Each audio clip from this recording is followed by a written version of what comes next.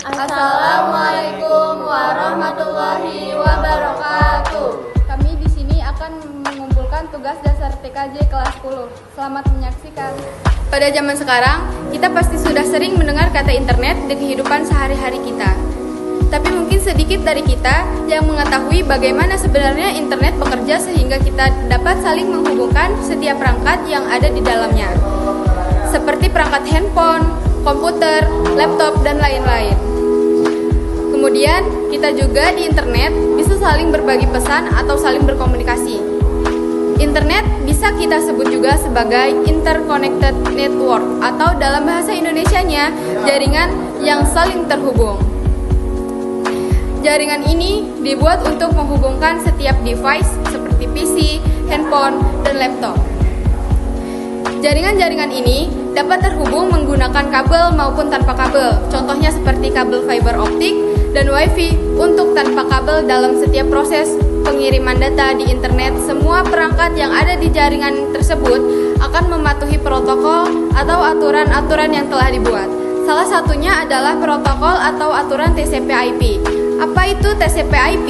TCP/IP adalah Transmission Control Protocol dan Internet Protocol. Nah, protokol-protokol ini yang menjadi pemeran utama dalam proses pengiriman data di internet agar komputer bisa saling mengenal dan berkomunikasi. Aplikasi kemudian ada juga yang namanya IP address. Nah, apa itu IP address?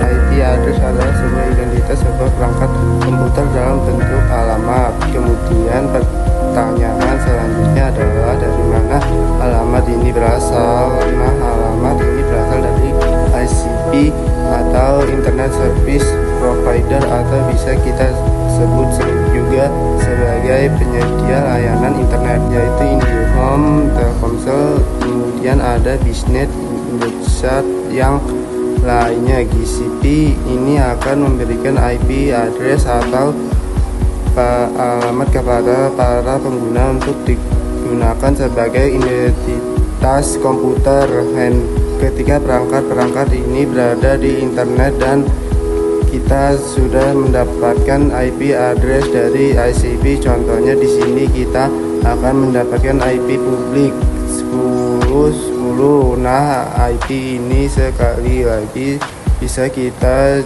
sebut sebagai IP pengiriman surat di dunia nyata. Internet juga memerlukan alamat pengirim dan tujuan, kemudian memerlukan kurir. Nah, di sini kurir yang dimaksud adalah TCP/IP komputer kita sebagai pengguna layanan internet yang mengirim surat atau data yang hanya perlu mengetahui IP address asal otomatis diketahui dan ditangani oleh internet. Protokol dan proses pengirimannya akan diatur oleh TCP/IP.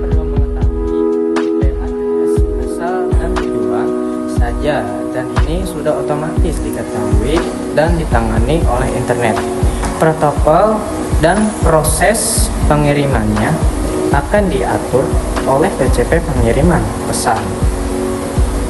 Pengiriman pesan atau data di internet tidak pernah dikirim secara langsung dari pengirim ke penerimanya, tetapi akan melalui router atau WiFi tower yang ada dan bisa digunakan pada setiap daerah yang dilaluinya.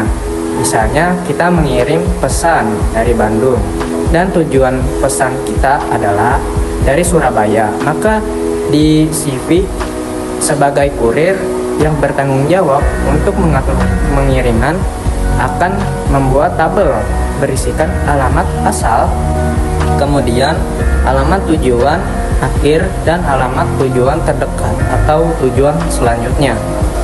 Sekarang pesan atau paket akan dikirimkan oleh user yang berasal dari Bandung yang memiliki IP 10.10.10.1 dan memiliki tujuan akhir ke Surabaya yang contohnya IP-nya adalah 100.100.100.1 dan akan dikirimkan ke tujuan yang selanjutnya yang sementara, yaitu ke WiFi tower atau router yang tersedia di sekitar pengiriman. Nah, Contohnya di sini WiFi tower atau router tersebut memiliki IP 182.101.2.1, kemudian saat akan dikirim IP address terakhir akan otomatis berubah menjadi 182.101.2.1 karena pesan atau paket telah sukses diterima oleh tower atau router tersebut dan tujuan selanjutnya